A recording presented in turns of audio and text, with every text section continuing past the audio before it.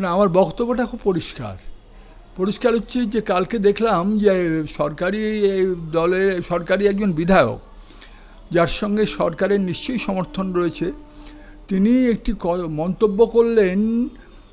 তিনি একসময় থিয়েটার করতেন, তাকে তখন আমি চিনতাম, কাঞ্চন মল্লিক। তিনি মন্তব্য করলেন, যারা পুরস্কার নিয়েছেন তারা ফেরত দিয়ে কথা বলুন। আমরা অলরেডি সমস্ত দলমত নির্বিশেষে যে মানুষরা রাস্তায় নেমে ওই আর্জি করে যে শিক্ষানবিশিনী, যার তিলোত্তমা, যার হত্যার জন্য এখনও পর্যন্ত সম্যক ব্যবস্থা কিছু নেওয়া হয়নি, তার প্রতিবাদ আমি করেছি ব্যক্তিগতভাবে। আমার বাবা 40 বছর ডাক্তারি করতেন বলে গতকাল যখন ডাক্তাররা প্রতিবাদ করলেন তারও আমি অংশীদার ছিলাম।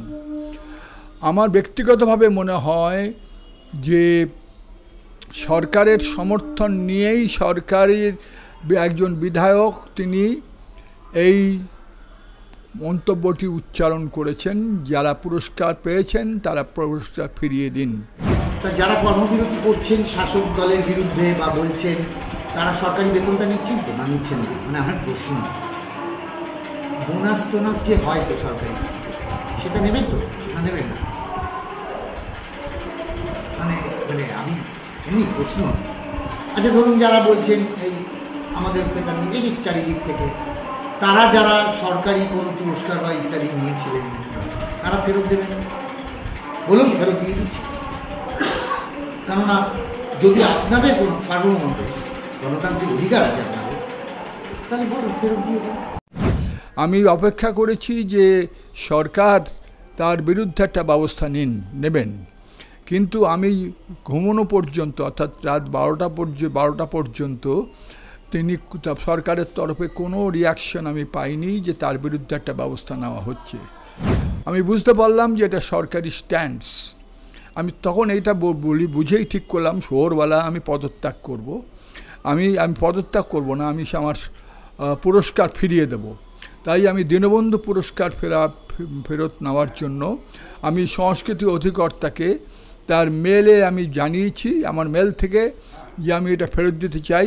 আপনি আমাকে জানাবেন কিভাবে, কখন আমি গেলে আপনার হাতে পুরস্কারের অর্থমূল্য আমি ফেরত দেব। আর 25,000 টাকা তখন আমাকে দেওয়া হয়েছিল। দুঃখটা হচ্ছে আমার তো কোনো দলের পক্ষে বা বিপক্ষে বক্তব্য নেই। আমি মনে করি সাধারণ মানুষ যেভাবে জাগ্রত হয়েছে, যেভাবে জেগেছে, শুধু ডাক্তাররা নয়, জুনিয়র ডাক্তাররা নয়, একটা নির্মম হত্যার বিরুদ্ধে যেভাবে জেগেছে, আমি তার অংশীদার। আমি ইতিমধ্যেই বহুবার তার প্রতিবাদে অংশগ্রহণ করেছি। কিন্তু আমি এটাও মনে করি যে সরকারের তরফ থেকে একজন বিধায়ক এখনো পর্যন্ত এই স্পর্ধাটা দেখাননি যে যারা পুরস্কার পেয়েছেন তারা পুরস্কার ফেরত দিয়ে প্রতিবাদ করুন এই হত্যাকাণ্ডের। কি ধরনের কথা, কি অপমানজনক কথা, মনুষ্যত্বের অপমানজনক কথা। এবং আমি কালকে নিদ্রা যাওয়া পর্যন্ত আমি শুনলাম, পরে নাকি তিনি কি করেছেন না করেছেন আমাকে 2-1টা চ্যানেল থেকে বলা হলো, আমার জানার দরকার নেই সেটা। সরকার তার বিরুদ্ধে কি ব্যবস্থা নিয়েছেন সেটা আমার জানা দরকার। ব্যবস্থা চান? আমি চাই সরকার তার বিরুদ্ধে শাস্তিমূলক ব্যবস্থা নিক। এই কথা কী শাস্তি সেটা তারা বুঝবেন। আমার কথাটা হচ্ছে এই কথা যা যিনি বলবেন, এবং তাকে আমি মনে করছি তিনি সরকারের তরফ থেকেই বলছেন। যতক্ষণ না সরকার বলছেন যে আমি এই বক্তব্যকে সমর্থন করি না, এই বক্তব্যের জন্য আমি কঠোর শাস্তি দেওয়ার ব্যবস্থা করেছি। কত সালে পুরস্কার পেয়েছেন? 2017 সালে আমি নাট্যক্ষেত্রে একমাত্র এই পুরস্কার, দীনবন্ধু পুরস্কার, সর্বোচ্চ পুরস্কার, সেই পুরস্কারটি যখন দেওয়া দিয়েছিল সরকারের তরফে, আমাকে প্রস্তাব দেওয়া হলো যে মুখ্যমন্ত্রীর অনুপস্থিতিতে মন্ত্রিসভার সব বিশিষ্ট সদস্যরা থাকবেন। আমি তখন বলেছিলাম যে বিশিষ্ট সদস্যদের কাছ থেকে আমি পুরস্কার নেব না, কারণ যাদের নামে নারদা বা সারদার নাম যাদের নাম সম্পৃক্ত আছে তাদের কারোর হাত থেকে আমি পুরস্কার নেব না। তখন আমাকে ইন্দ্রনীল সেন, তখনও সংস্কৃতিমন্ত্রী, তিনি জানালেন যে আমার নাম কিন্তু শেষ মুহূর্তে আমার নাম কিন্তু নেই তখন বললাম তুমি যদি পুরস্কার দাও আমি তোমার হাত থেকে নেব। তাই ইন্দ্রনীল সেন আমাকে পুরস্কার দিয়েছিলেন, আমি সেই পুরস্কার গ্রহণ করেছিলাম, কারণ পুরস্কারটা দীর্ঘদিনের পুরস্কার। কষ্টটা হচ্ছে যে আমরা থিয়েটারের মানুষ, আমরা দল মত সব কিছুর ঊর্ধ্বে উঠে আমরা মানুষের কথা বলতে চাই, মানুষের লড়াইয়ের কথা বলি, মানুষের জীবনযাপনের কথা বলি।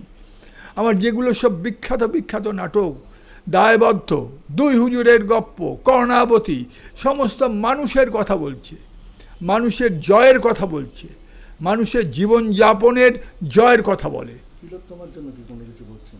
তিলোত্তমার জন্য আমি কি বলবো, আমি মিছিল করেছি, গতকালও করেছি। ভবিষ্যতে যা দরকার যে তিলোত্তমার জন্য করা দরকার বলে আমার বিবেক সায় দেবে সেগুলোই করব। বলছি যে কত বড় নিন্দাজনক ঘটনা এটা, এটা প্রবল, মানে এটার নিন্দার কোনো ভাষা নেই, তো আমি কি নিন্দা করব? কোনো নিন্দার যেটুকু ভাষা আমি জানি, আমার প্রায় 196টার থেকে 200টা নাটক আছে, তাতে যে ভাষাগুলো ব্যবহার আছে তার মধ্যে একে নিন্দা করার মতো ভাষা আমি কোনো ব্যবহার করতে পারছি না। আর কোনো আপনার সহকর্মী নাট্যকর্মী দিচ্ছে ফেরত? আমার তা জানা নেই, আমি কাউকে বলিনি যে আমার সঙ্গে, এমনকি আমার দল, যেটা আমি যে দলের নাটক লিখি বা নাটক ডিরেকশন দিই, সেই দলেরও সঙ্গে আমার এই ঘটনার সম্পর্ক নেই। এই সিদ্ধান্ত নেওয়ার পর ফোন আসছে কতজন জায়গা থেকে? প্রচুর জায়গা থেকে ফোন আসছে, প্রচুর। তারা বলছেন যে চন্দনদা আপনাকে অভিনন্দন, আপনি এই 80 বছর বয়সে যে এটা করলেন এটার জন্য আপনাকে একটা অভিনন্দন, যে ভাবে প্রত্যাখ্যানটা করলেন এটার জন্য অভিনন্দন। প্রতিবাদ তিলোত্তমার জন্য? এটা তিলোত্তমার প্রতিবাদ শুধু নয়, একটি অসহায় দায়িত্বপরায়ণা একজন ডাক্তারের, শিক্ষানবিশী ডাক্তারের হত্যার জন্য প্রতিবাদ নয়। আমার প্রতিবাদ মনুষ্যত্বকে যেভাবে ধ্বংস করা হচ্ছে, বিপর্যস্ত করা হচ্ছে, ধর্ষণ করা হচ্ছে, তার বিরুদ্ধে প্রতিবাদ। কারা করছে? যারা করছে তাদের নামই তো আমরা চাইছি, তাদের শাস্তি তো আমরা চাইছি। এখন পর্যন্ত একটি মাতালের খোঁজ পাওয়া গেছে মাত্র। আর এই গতকাল শুনলাম যে ওই ডাক্তারবাবু তিনি নাকি গ্রেফতার হয়েছেন সিবিআইতে, আর হয়তো কোনো আর্থিক কেলেঙ্কারি বা কোনো কিছুর জন্য। তাতে কি হলো?